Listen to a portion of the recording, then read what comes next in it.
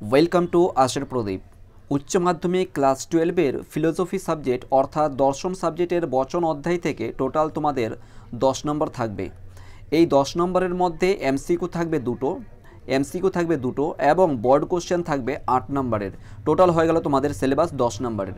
এই 8-এর মধ্যে 8, এই যে বড় কোশ্চেন যে থাকবে তোমাদের 8, এই 8-এর মধ্যে 8 যে কোনো স্টুডেন্ট এই ক্লাসটা করে খুব সহজেই 8-এর মধ্যে 8 নিয়ে আসতে পারবে। লজিক্যালি, টেকনিক্যালি সমস্ত কিছু দিক দিয়ে 8-এর মধ্যে 8 খুব সহজেই কোনো একটা স্টুডেন্ট নিয়ে আসতে সক্ষম হবে। সো প্রত্যেকে বলবো পুরো ক্লাসটা করো, তাহলেই কিন্তু কনসেপ্ট ক্লিয়ার হয়ে যাবে। এইখানে 2 রকমের ক্লাস এখানে অ্যাড করা হয়েছে, 2 রকমের কোশ্চেন তোমাদের সামনে এখানে অ্যাড করা হয়েছে। যার মধ্যে একটা পেয়ে যাবে বাক্য থেকে বচন করার, যে আমাদেরকে 4টা বাক্য দেয়, সেখান থেকে আমাদের বচনগুলো করতে দেয়। তার মধ্যে একটা পেয়ে যাবে, তুমি কোশ্চেন দেখতে পাবে যে নিরপেক্ষ বচন কাকে বলে, ঠিক আছে। তার মধ্যে সাংকেতিক আকারগুলো কী কী উল্লেখ করো, সংযোজক বচন কাকে বলে, এই যে দেখতে পাচ্ছ যেমন আর কি গুণ পরিমাণ শ্রেণীর মধ্যে পার্থক্য কী, গুণ পরিমাণ কাকে বলে তাদের মধ্যে পার্থক্য করো, বাক্য বচনের মধ্যে পার্থক্য, বিভিন্ন ধরনের যে কোশ্চেন ডিসক্রিপটিভ যে কোশ্চেনগুলো আসছে, এই কোশ্চেনগুলোও কিন্তু তোমরা এখানে পেতে পারো, ঠিক আছে। কেউ যদি লজিক করতে বা বাক্য থেকে বচন করতে অক্ষম বা সমর্থক নয় বা পারছো না, সেক্ষেত্রে তাদের কিন্তু এই অপশানটা তোমাদের সামনে মাত্র 2টো কোশ্চেন এনেছি।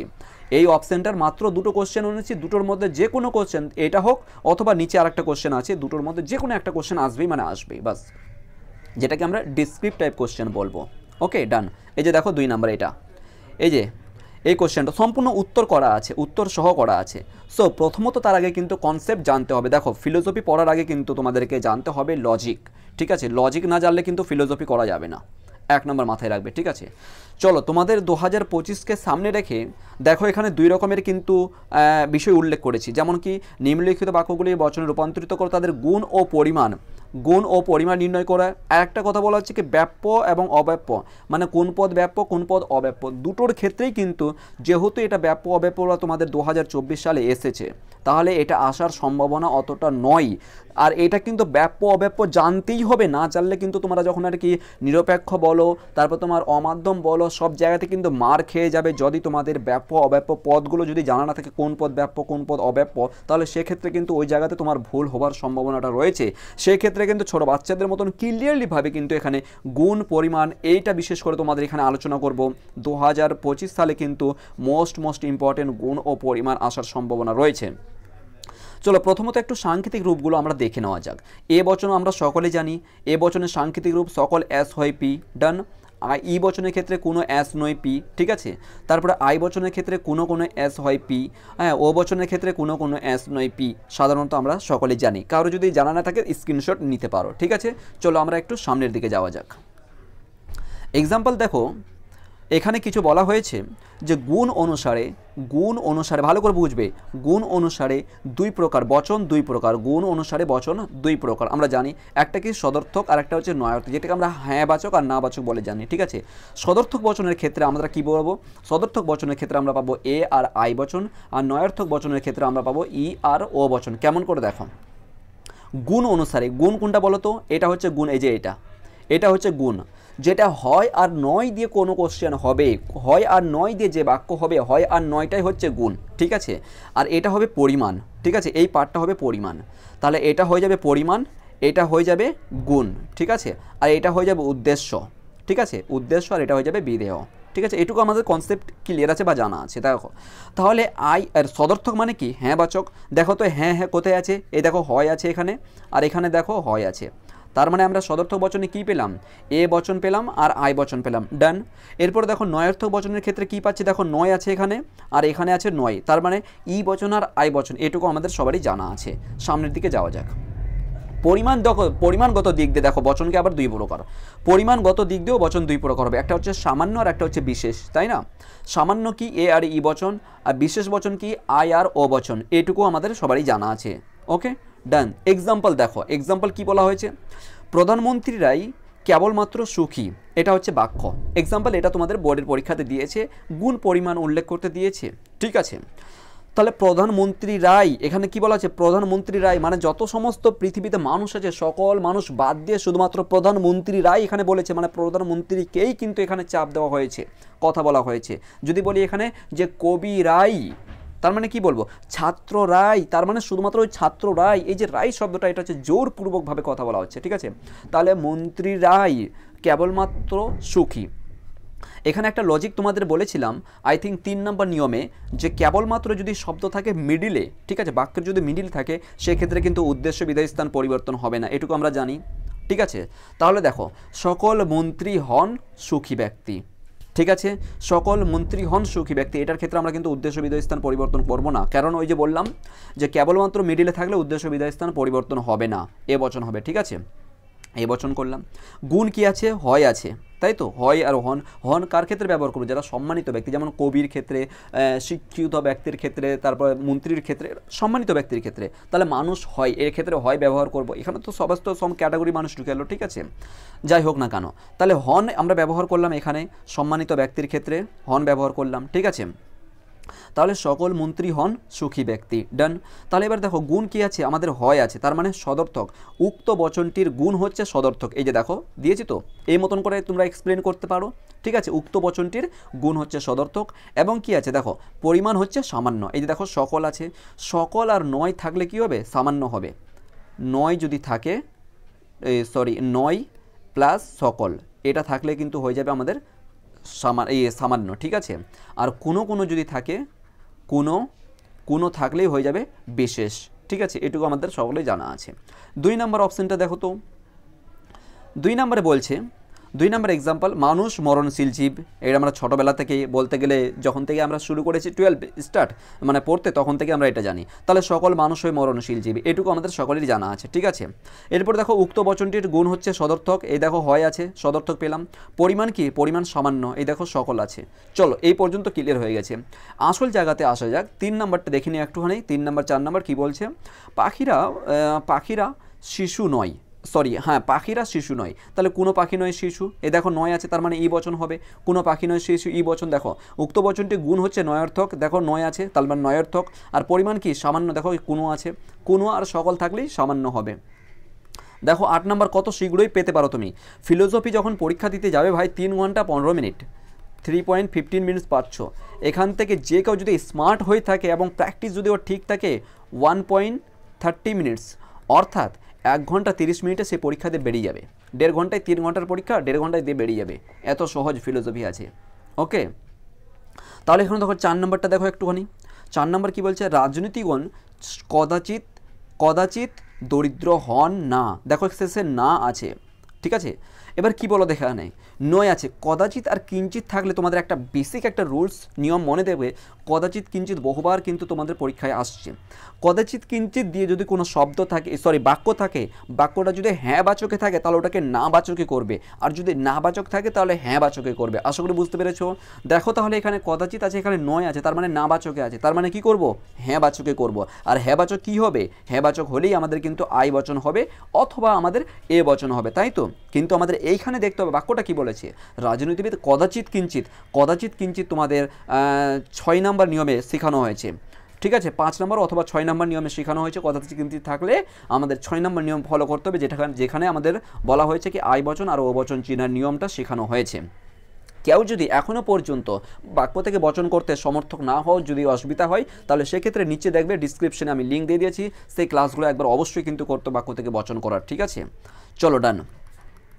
তাহলে এখানে কি দেখবো আমরা, কদাচিৎ কিঞ্চিৎ পেয়েছি, তার মানে আয় বচন করব, ঠিক আছে। তাহলে কোনো রাজনীতিবিদ হন করতে পারো বা হয় করতে পারো, দুটোর ক্ষেত্রে চলতে পারে, ঠিক আছে। রাজনীতিবিদ হয় দরিদ্র ব্যক্তি, ওকে, দরিদ্র ব্যক্তি। তাহলে উক্ত বচনটি কি আছে, সদর্থক আছে, তাই সদর্থক করলাম। পরিমাণ হচ্ছে বিশেষ, বাস গুণ পরিমাণ, এখান থেকে তুমি পেয়ে গেলে 2 নাম্বার, বুঝতে 4টা মাত্র করতে হবে, 4টাতে 2 নাম্বার পেয়ে যাবে, ঠিক আছে। লাস্ট কি বলছে, 5 নম্বরটা, প্রত্যেক শিক্ষক কবি নয়, দেখো প্রত্যেক আছে আর নয় আছে, তার মানে 1 নম্বর নিয়ম তোমাদেরকে শিখিয়েছিলাম, বাক্য থেকে বচন করার 1 নম্বর নিয়ম আছে, এ বচন আর ও বচন চিনার উপায় প্রথম নিয়মেই। যদি কোনো বাক্যের সঙ্গে প্রতিটি যে কেউ যে কোনো সব সকল সর্বদা সর্বত্রই মাত্রই নিশ্চয়ই এই জাতীয় যদি শব্দ থাকে, বাক্যটি যদি হ্যাঁ বাচকে থাকে তাহলে এ বচন করবে, আর বাক্যটি যদি না বাচকে থাকে তাহলে ও বচন করবে। এই মতন ঠোঁটস্থ রাখতে হবে, নিয়ম এত পরিমাণে পড়তে হবে আর কি। দেখো এখানে কি পেলাম, প্রত্যেক পেয়েছি এবং নয় পেয়েছি, তার মানে আমরা ও বচন করবো, তাই না? নয় আছে, তাহলে কোনো শিক্ষক নয় কবি। ডান। তাহলে উক্ত বচনটি হচ্ছে গুণ হচ্ছে কি সদর্থক, পরিমাণ হচ্ছে বিশেষ। চলো এই পর্যন্ত আমাদের আশা করি ক্লিয়ার হয়ে গেছে কনসেপ্ট, ঠিক আছে? এবার দেখে নিব আমরা, তাহলে গুণ ও পরিমাণটা আমরা দেখলাম, ঠিক আছে? গুণ পরিমাণ আমরা দেখলাম। এরপর চলে এসো ব্যাপ্য এবং অব্যাপ্য, অর্থাৎ কোন পদ ব্যাপ্য, মানে এ বচনের কোন পদ ব্যাপ্য হচ্ছে, কোন পদ ব্যাপ্য নয়, ঠিক আছে? যদি আর কি দিয়ে দেয়, একবার দিয়েছিল কেমন করে দেখো, দুটো, তোমাদের 8 নম্বর, তো 8 নম্বরের মধ্যে এই মতন করে ভেঙে ভেঙে দিয়েছিল, দুটো দিয়েছিল, ঠিক আছে? 2 × 4 দিয়ে দিয়েছিল তোমাদের, 2 × হ্যাঁ দুটো, সরি এখানে ভুল হয়েছে, অঙ্কটা একটুখানি মিস্টেক হলো, 2 × 2 = 4 এই মতন করে দিয়েছিল, আবার 2 × 2 = 4। কি বুঝলে?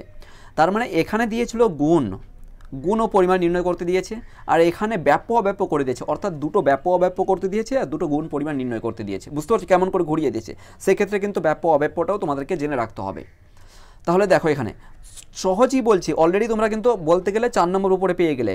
এখন কিন্তু আমরা এই ব্যাপ্য অব্যাপ্য থেকে 4 নম্বর আমরা এখন নিব।